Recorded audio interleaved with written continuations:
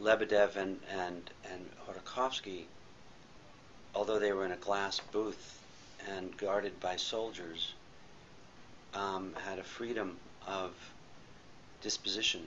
In other words, their behavior was unencumbered, because you get the sense that they had a purpose and they knew what their purpose was and that they were right.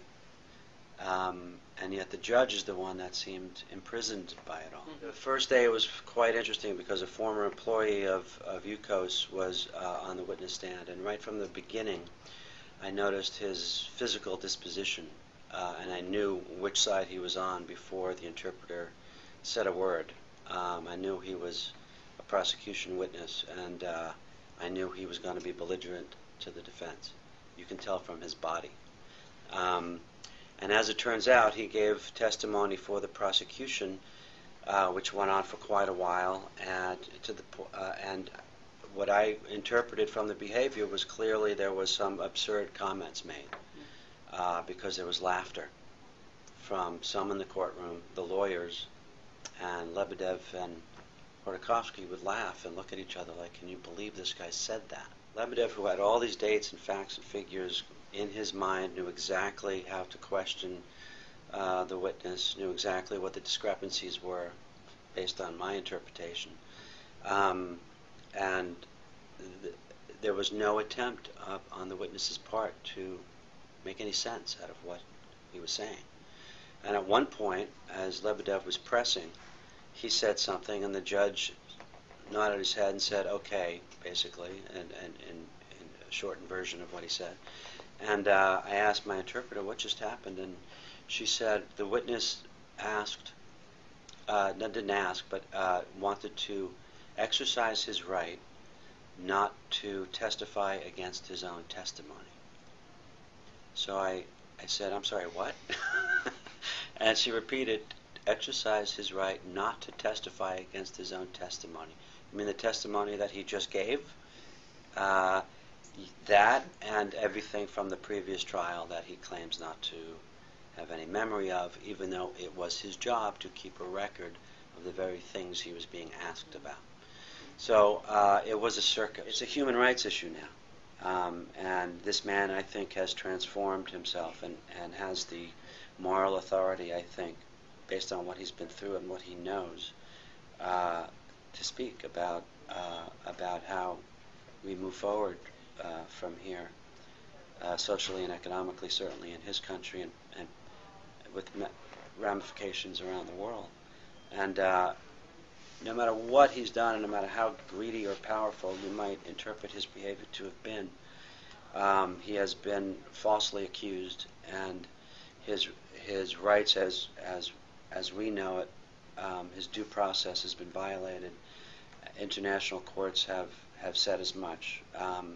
Amnesty International has said as much. And on that basis alone, we should fight for this man's release.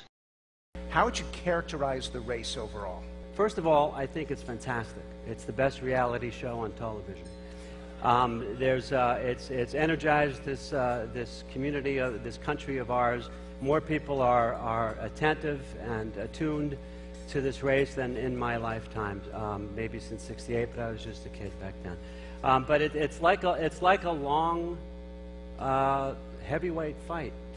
It's Ali against Frazier, and I wonder when Hillary's down on the mat and she looks to the audience and, you know, looks at Bill, who's eating popcorn and flirting with the girl who holds the cards in between the ring.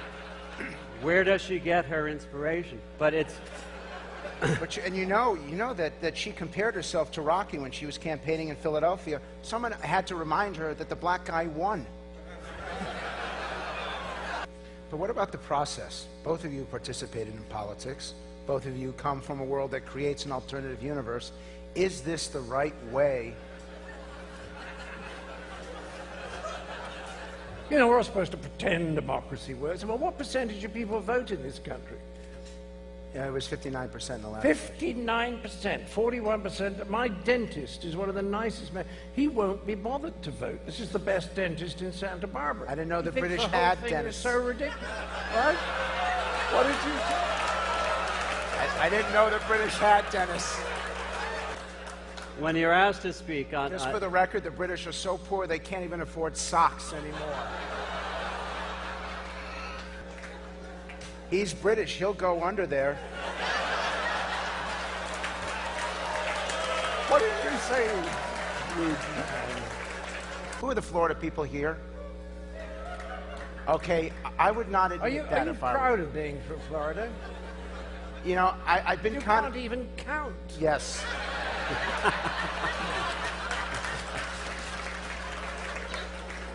My grandmother can do 6 bingo cards at the same time. She can figure out how to vote. Why can't you guys?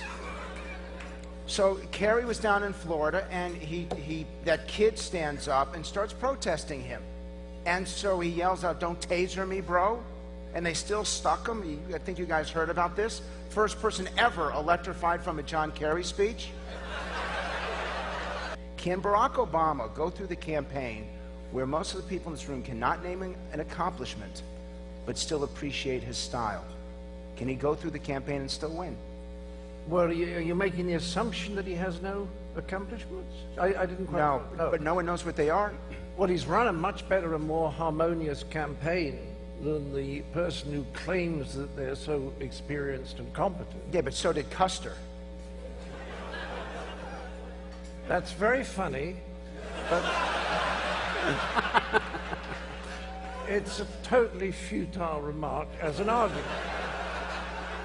Just for the record, we wanted Michael Palin, but he was busy.